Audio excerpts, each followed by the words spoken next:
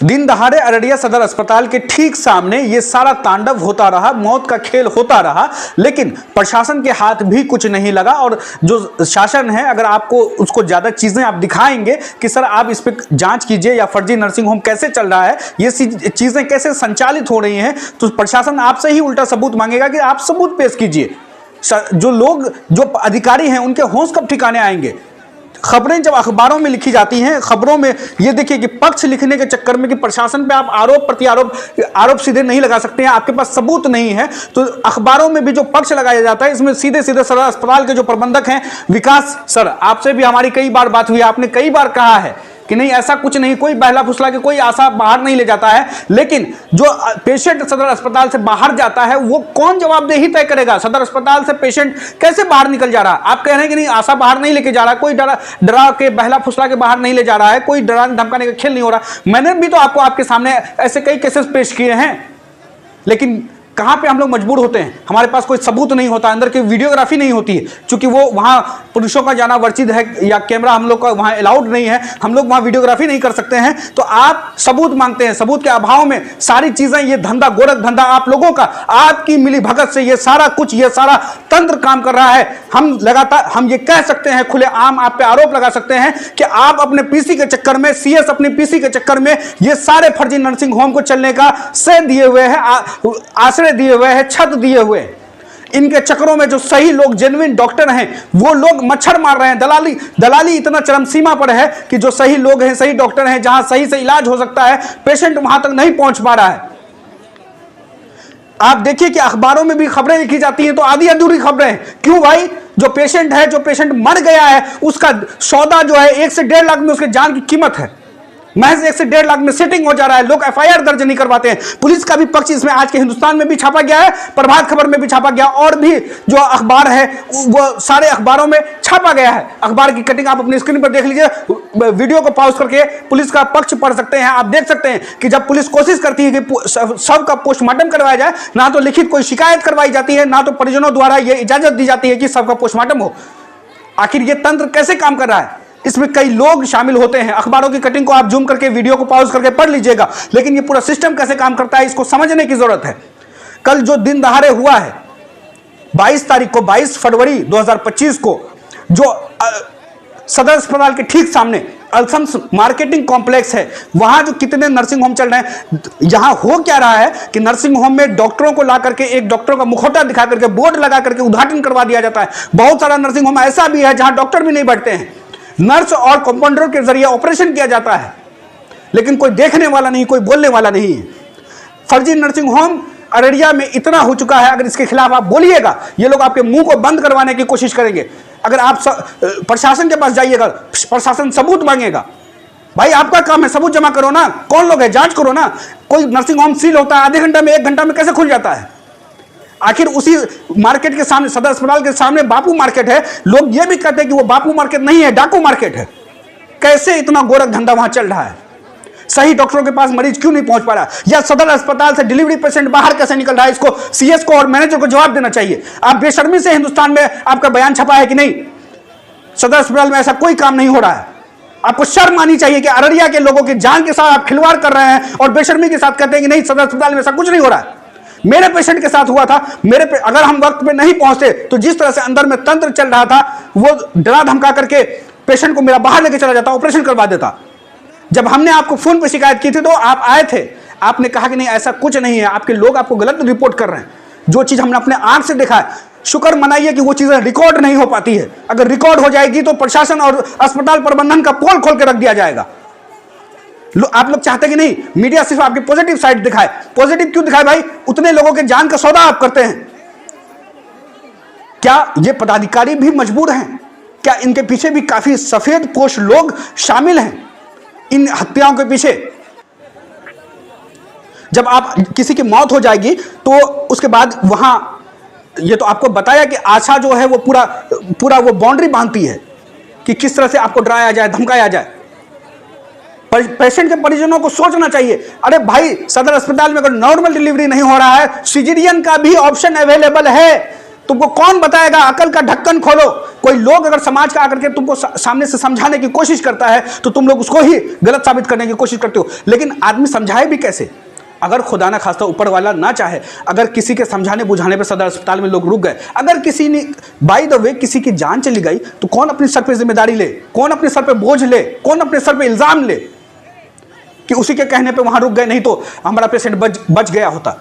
आपको कैसे पता है कि बाहर में जो लोग ऑपरेशन कर रहे हैं वो सब लोग सही हैं? ये पूरा गोरख धंधा लोगों को पता नहीं कब समझ में आएगा। आते हैं, अगर आपको सिजेरियन ही करवाना है, जो सही लोग हैं 20 से 25 हज़ार यही एवरेज जो है कॉस्टिंग आ रहा है, दवाई वगैरह, उसमें इलाज वगैरह, ऑपरेशन का फी वगैरह सब मिला करके 18 से 20 हज़ार या 22-24 हज़ार यही आसपास है। आप लालच में 10 से 12 हज़ार 15 हज़ार के लालच में उन कसाईयों के हाथ में अपने पेशेंट के जान को देते हैं। आपको बताते हैं कि आशा जो बाउंड्री बांधती है वहां, वो सब कुछ होने के बाद आप आशा को कहिए ना कि भाई जो कमीशन तुम वहां खा रहे हो ना, वो कमीशन हम तुमको दे रहे हैं, तुम नॉर्मल डिलीवरी करवाओ, अस्पताल में डिलीवरी करवाओ, अगर सिजेरियन भी होगा तो अस्पताल में करवाओ, वो कमीशन जो तुम बाहर ले रहे हो वो कमीशन तुमको यहां मिल जाएगा। तो देखिए कि कैसे सब कुछ ठीक होता है, कैसे नॉर्मल डिलीवरी होती है, कैसे अस्पताल में ही इलाज हो जाता है। इसके बाद क्या होगा कि किसी की अगर मौत हो गई है, बाय द वे, ये इतना बड़ा चेन है इन लोगों का कि लोकल नेताओं का इन्वॉल्वमेंट इसमें हो जाता है। जब आप रिपोर्टिंग के लिए जाएंगे तो आपका रिपोर्टिंग रोका जाएगा। आगे हम वीडियो लगा देंगे कि किस तरह से बाइट लेने से भी रोका जाता है। पेशेंट के जो परिजन हैं वो अस्पताल का नाम, नर्सिंग होम का नाम लेने से बचते हैं। कई बार रिपोर्टिंग को रोकने की कोशिश की जाती है। ये टुच्चा नेता जो होता है, आता है जो 1 लाख, 1.5 लाख, 2 लाख में सेटिंग करवाता है, जान की कीमत लगवाता है। अरे लाश के पैसे खाने वालों, शर्म करो, डूब मरो पानी में। कौन सी नेतागिरी कर रहे हो? अररिया कैसे डेवलप करेगा इस दिशा में 1 सेकंड किसी को सोचने का फुर्सत नहीं है। लेकिन फर्जीवाड़ा को कैसे साँठ-गांठ करके उसको पंचायती बैठा करके खत्म कर दिया जाए, शासन के हाथ में, प्रशासन के हाथ में कोई सबूत नहीं लगे, उसमें पूरा दिमाग लगाते हो कि कैसे उसको रोक दिया जाए। हमको तो लगता है कि इन लोगों की भी संलिप्तता रहती है। जब मौत हो जाती है तो 10 से 20 हज़ार 50 हज़ार आपको भी बच जाता है, आपके पॉकेट में जाता है, ताकि आप उनको वो पूरा सिस्टम बता दें, एफआईआर दर्ज नहीं हो, केस मुकदमा नहीं हो। ये जो मामला अभी कल हुआ, खुशबू नाम की महिला थी, 25 वर्षीय महिला थी, जो रानीगंज प्रखंड के नंदनपुर मिर्जापुर वार्ड नंबर 9 होगा मेरे ख्याल से, सही से एड्रेस भी इन लोगों ने नोट करने नहीं दिया, लेकिन अखबार में चीज़ें आई हैं तो कुछ चीज़ें कंफर्म हो सकी हैं कि 25 वर्षीय खुशबू जो मिर्जापुर नंदनपुर की रहने वाली थी, मोहम्मद शाहिद की पत्नी थी। उनको अस्पताल लाया जाता है, वहाँ प्रसव पीड़ा के बाद उनको अस्पताल लाया जाता है। अस्पताल में डॉक्टर के द्वारा कहा जाता है कि नहीं, नॉर्मल नहीं होगा। क्या होता है नहीं होता, वो तो अखबार में जो पक्ष छपा है वही, उसी के अकॉर्डिंग हम बोल रहे हैं, या हमसे बात करते हुए उन्होंने बताया कि नॉर्मल नहीं हो पाएगा, सिजेरियन हो पाएगा। तो उसके बाद वहाँ से तंत्र काम करता है कि किसी भी तरह से उसको, हमको नहीं पता, इसलिए पता तो होते हुए भी नहीं पता बोल रहे हैं, चूँकि सबूत ये लोग मांगेंगे। वहाँ से एक तंत्र काम करता है, डराने का पूरा एक फोबिक माहौल क्रिएट किया जाता है। उसके बाद उनको बाहर लाया जाता है। बाहर में एक प्रभात खबर में छपा भी है कि कोई सोना नर्सिंग होम है। जो लोग हैं जानते हैं, वो लोग जानते होंगे कि कौन है सोना, हमको नहीं पता कि कौन है। प्रभात खबर ने छापा है, प्रभात खबर की कटिंग हम यहाँ पे लगा रहे हैं। आज 23 फरवरी को प्रभात खबर ने इस खबर को छापा है और उसमें नर्सिंग होम का नाम भी उसने सोना नर्सिंग होम बताया है, जो अल्शम्स मार्केटिंग कॉम्प्लेक्स में चल रहा था, जो कल से ही वो लोग फरार थे। इसमें होता ये है कि पेशेंट जब वहाँ से यहाँ आता है तो यहाँ फिर डिलीवरी होती है, नॉर्मल होती है, सिजेरियन होती है, वो तो पता नहीं, वो जानकारी भी नहीं आ पाई।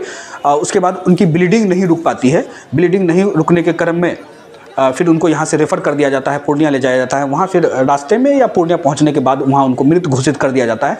उसके बाद वहाँ से लोग आते हैं, इत्तेफाक से वो लोग, पेशेंट के जो परिजन हैं, वो एम्बुलेंस ड्राइवर को ही पीट देते हैं। एम्बुलेंस ड्राइवर को पीटने के बाद ये परिजन वर्सेस एम्बुलेंस के जो एम्बुलेंस ड्राइवर के जो परिजन हैं, ये दोनों वर्सेस हो जाता है। इसमें सोना नर्सिंग होम कहाँ गया, नहीं गया, क्या कहना है, कितने में सेटिंग हुई, नहीं हुई, एफआईआर दर्ज नहीं होता है, पोस्टमार्टम नहीं होता है, कोई लिखित शिकायत नहीं होता है। दिन दहाड़े सदर अस्पताल के सामने तांडव होता रह गया, एक मामला दर्ज नहीं हो सका। ऐसे हजारों केसेस हैं, सैकड़ों केसेस हैं जिसमें मामला दर्ज नहीं होता है। वहाँ तो अभी सुनने में भी आ रहा है ऑफ द रिकॉर्ड कि 3 लाख 3.5 लाख में क्या डील हुआ नहीं हुआ वो तो नहीं मालूम, हम अब सबूत नहीं है तो हम बोल भी नहीं रहे। वो आप जानते हैं और सब लोग जानते हैं भली भांति कि पूरा सिस्टम कैसे काम करता है। इसको रोकने की ज़रूरत है, सोचने की ज़रूरत है। लोगों को बताइए कि सदर अस्पताल आपका कैपेबल है डिलीवरी करवाने में, नॉर्मल डिलीवरी भी या सिजेरियन डिलीवरी की भी अगर जरूरत पड़ी तो सिजेरियन डिलीवरी भी करवाने में सदर अस्पताल कैपेबल है। हमने इससे पहले डीएस से भी बात की थी, डीएस ने कहा था कि दलालों के चक्करों से बचना होगा, लोगों को अस्पताल पे भरोसा करना होगा। अस्पताल बहुत अच्छा है आपका सदर अस्पताल। 1-1.5 साल पहले जो स्थिति थी उससे हमको तो पर्सनली फील होता है, हम खुद वहाँ जाते हैं, विजिट करते हैं, रेगुलर जाते हैं, तो 1-1.5 साल में जो डेवलपमेंट हुआ है वो वाकई काबिल तारीफ डेवलपमेंट है। आपको भरोसा करना होगा, सरकारी तंत्र पे भरोसा करना होगा, आपको आना होगा सदर अस्पताल, आइए सदर अस्पताल में लोगों से मिलिए, वहाँ इलाज करवाइए। अगर पैसे नहीं है, अगर मान लिए भाई लोग कहते हैं कि गरीबी है, ये है वो है, सरकार आपके लिए सुविधाएं मुहैया करवा रही है। जो काम आप 500-1000 रुपये इधर उधर अगर मान लीजिए आसाही को देना है, वो सब दे करके हो सकता है काम करवा लीजिए सदर अस्पताल में। क्यों आप 10-20 हज़ार 15 हज़ार खर्च करवाते हैं एक महिला के जीवन के साथ, उनकी पूरी जिंदगी को ऑपरेशन करवा के आप लोग कमजोर कर देते हैं। कल क्या कुछ हुआ है वीडियो में, जो बाइट हमने जो भी रिकॉर्ड किया है वो सुन लीजिए। एक जो महिला के जो परिजन थे उनका बाइट रिकॉर्ड किया, उनका नाम भी नहीं आ पाया है।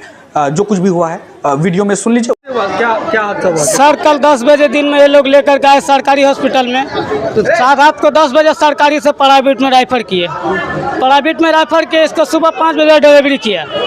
5 बजे सुबह डिलीवरी किया, पूरा पेशेंट नॉर्मल था, कोई दिक्कत का बात नहीं था। हम लोग फ़ोन किया, बाद में ये डॉक्टर फ़ोन किया, बोलता पैसा भेजो डॉक्टर के, पेशेंट को छुट्टी करवाओ। पैसा लेकर के आदमी को वहाँ से भेजे, वहाँ से पैसा लेकर के आदमी से भेजे।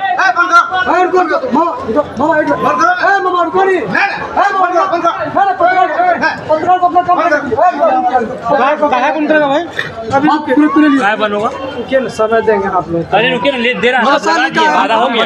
ये सब आशा जनमिन काम करता है, आधा हो गया भाई, क्या नाम है? मेरा नाम, बोलिए आप बोलते चलिए। पेशेंट का नाम, पेशेंट का नाम विवेक खुशबू।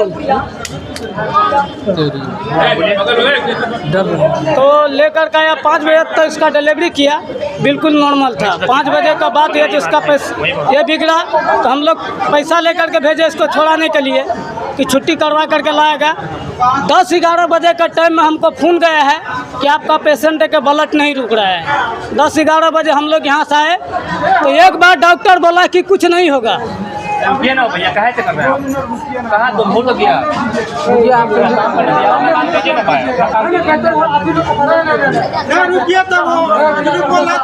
लोग, रुकिए तब अपना नाम बताइए, अपना नाम बताइए। नहीं रुकिए। नाम क्या? आप बोलिए। सदर हॉस्पिटल में जो हाँ वो देखिए पेशेंट सब जो आता है सदर हॉस्पिटल में, ड्राइवरी पेशेंट को रेफर नहीं किया जाता। ये लोग आशा बरगला करके फुसला करके नर्सिंग होम में सब जाली डॉक्टर है, जितना भी नर्सिंग होम है यहाँ सब जाली है। 100 का सीधा हिसाब किताब भैया सब जाली यहाँ पे। और हम यही कहना चाहते हैं कि पेशेंट वाले से अपने करना चाहते हैं, अपने से जाइए, अपने सब कुछ कराइए सरकारी हॉस्पिटल में। ये सब आशा के चक्कर में नहीं पड़िए। आशा ले जाके सीधा बेचता है दवा में, सीधा ले जाके बेचता है नर्सिंग होम में।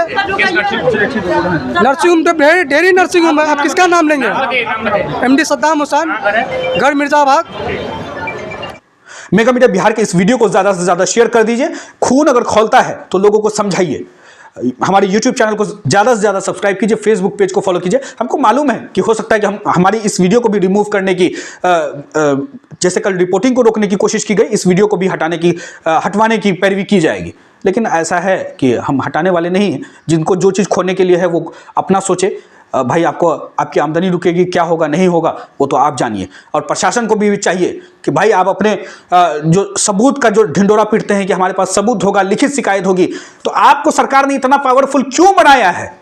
आप क्यों नहीं काम कर रहे हैं? आप खोजिए ना, आप सबूत ढूंढिए ना। क्यों चल रहा है इतना फर्जी नर्सिंग होम या इतना लैब कैसे चल रहा है? हमाद हैदर को इस वीडियो में दीजिए इजाजत। मिलते हैं इस वीडियो में। बहुत शुक्रिया।